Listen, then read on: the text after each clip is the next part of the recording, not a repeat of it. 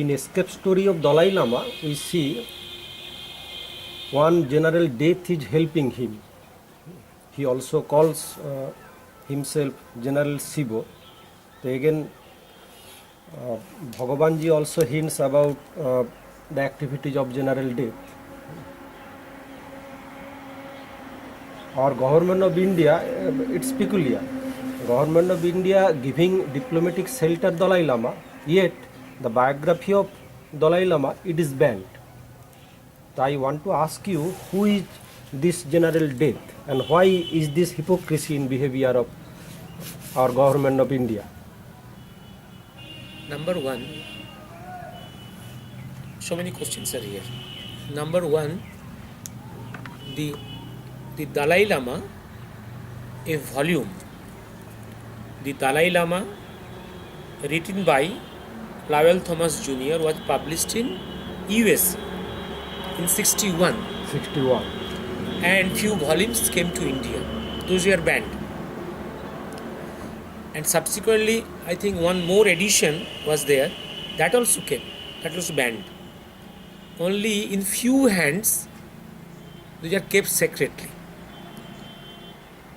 I came across one photocopy of this volume from Sri Sunil Gupta, and some volumes which are in the hands of Sunil Das, after kept secretly after this banning, was taken away by the police during emergency from his residence when he was away in a secret shelter. In this volume, there is a narration of great escape of Dalai Lama from Patiala House, Tibet to India. This is a very important escape story, and this is so important in the language of the author. The story of Dalai Lama is destined to become one of the great legends, a marvelous and heroic tale from the heart of Asia. When the struggle became hopeless, Dalai Lama fled to India, one of the greatest escape stories in man's history. For determined to help his people to the last, he had stayed on until it was almost too late. And keep in mind, the escape of Dalai Lama to India has made possible to continue their struggle of liberation from the hands of the Chinese. I can bring it here how you think in human history, the Jews was refugees for 2000 years. And you see Kashmiri Pandits are refugees in their homeland, away from Kashmir now. And General Death has made it possible to help Dalai to escape to India, has made possible to continue their liberation movement. The other story, and take from here, the General Death's identity is nowhere exposed. In the language of this volume, his identity has never been revealed. He called himself General Sibo, a threatening title, for Sibo is the god of destruction in the Hindu religion. We may call him General Death as the nearest English equivalent. And I think this General Death term or Lord Sibo, that is a very sensitive term, particularly in the minds of the people of India, who are already sensitized by the so-called escape story or disappearance story or the plane crash story of Subhash Bose. And that has threatened the very ruling parties in this country. And keep in mind, Nehru never wanted Dalai to come to India. Nehru has no courage to invite Dalai to come to India. Nehru was very afraid of Mao. He has no courage to invite Dalai. Dalai came under the advice. Dalai escaped from that Patiala house in a plan totally designed by General Death, Lord Sibo. And he advised Dalai Lama, that is General Death advised Dalai Lama to come to India, because Dalai wanted to go to shelter to Nepal or to Sikkim. At that time it was an independent country, or to Bhutan, a Buddhist Himalayan kingdom. But it is the General Death or Lord Shiva who advised Dalai to come to India. And Dalai was a little aggrieved that he is not be properly welcomed by Nehru. But at that time, the General Death, as per in the language of Mahakal, he is telling, and I advised him to come to India. And I told him, I assured him, if Nehru do not receive him, he will be thrown out from Delhi.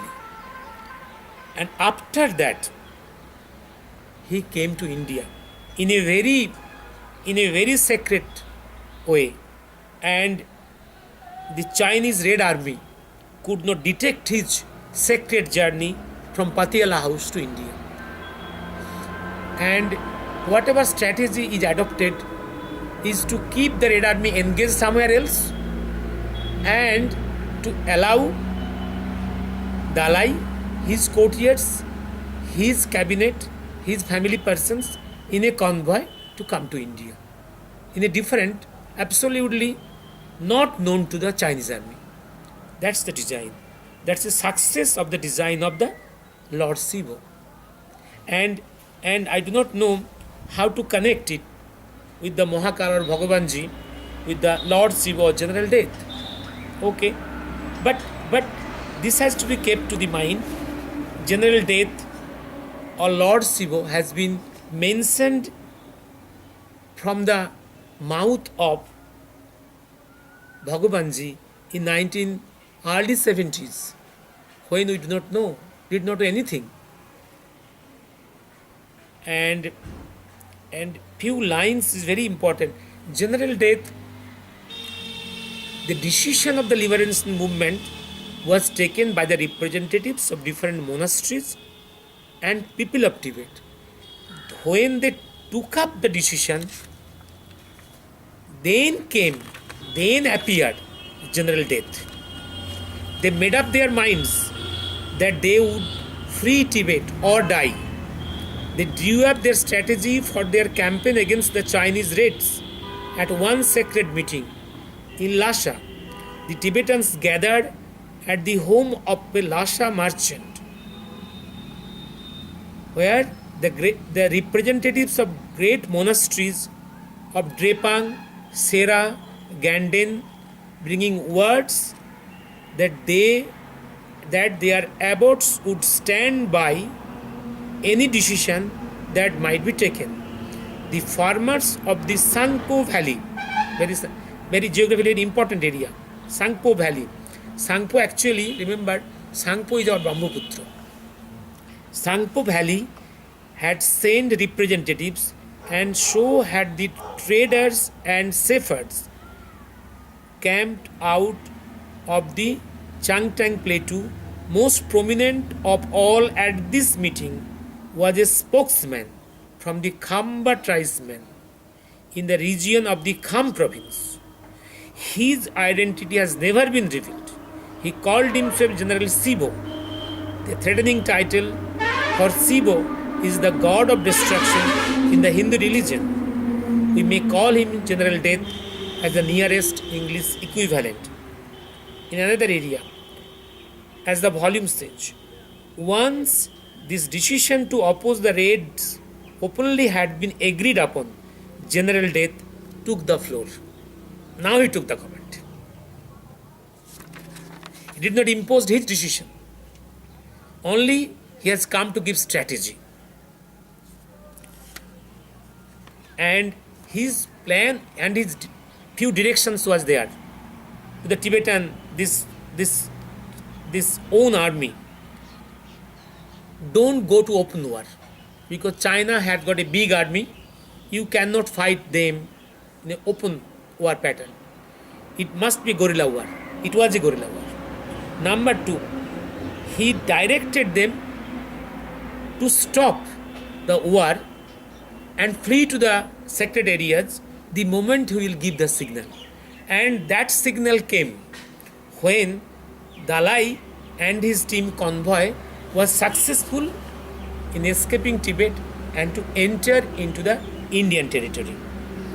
And one miracle is there. That miracle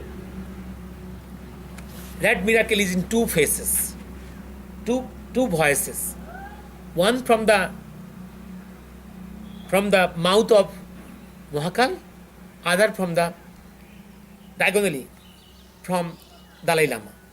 You see, Mahakal to his followers as early as 1972 told of a miracle which helped Dalai and his convoy to enter into India, escape secretly, very secretly from Tibet.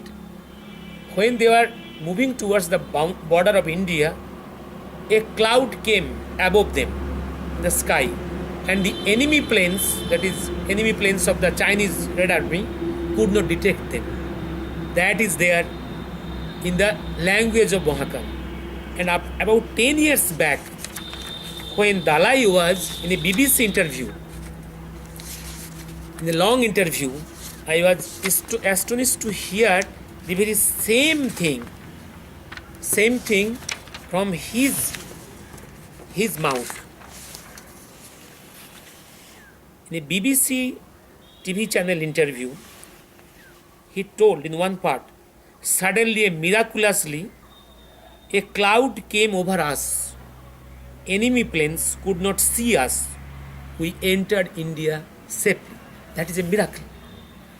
And I am astonished to see this narration of miracle here in the mouth of Dalai Lama in early part of the first decade, 10 years back, and from the mouth of Mahakal in 1972 after the completion of the Bangladesh war. This, I do not know how to connect this Dalai Lama's escape and this general death, Lord Shiva, Mahakal or Bhagavanji. Let the future come, let the further literature come to connect it or to disprove it.